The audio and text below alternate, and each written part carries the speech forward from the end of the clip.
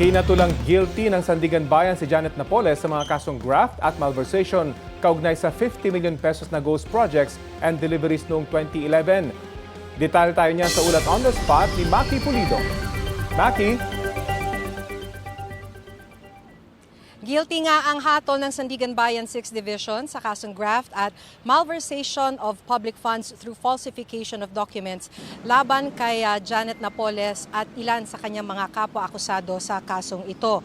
Kaugnay yan sa ghost projects na ginamit ang pondo ng Department of Agrarian Reform. Ibinaba ang hatol sa pamamagitan ng partial video conference. Naka-video conference si Napoles na ngayon nakakulong sa Women's Correctional sa Mandaluyong City. Sa graft, 12 to 15 years for each 10 counts ng graft. Sa malversation, 17 to 20 years for each 10 counts din. Pinagbabayad din siya ng 5 million pesos bilang fine for each count. Dalawa sa mga kapwa-akusado ang nasa korte, sina Jerry Pacturan at Evelyn De Leon. Si Jerry Pacturan, na dating Undersecretary ng Department of Agrarian Reform, not guilty sa kasong graft pero guilty sa malversation at binigyan ng parusang 14 to 19 years na pagkakakulong for each 10 counts din. May 5 million peso fine din siya for each count.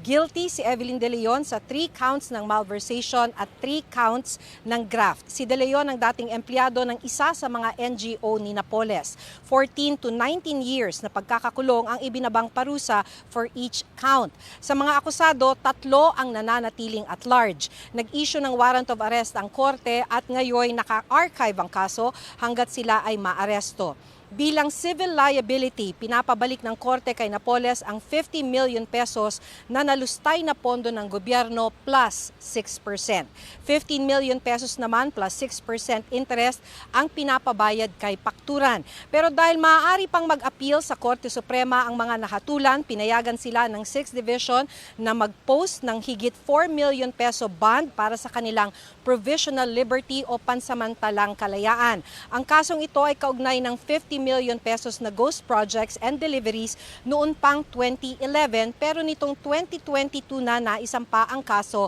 dito sa Sandigan Bayan.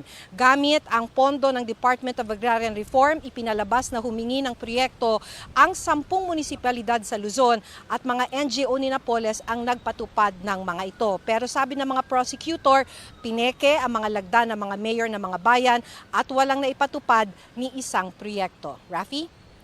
Maraming salamat, Maki Pulido.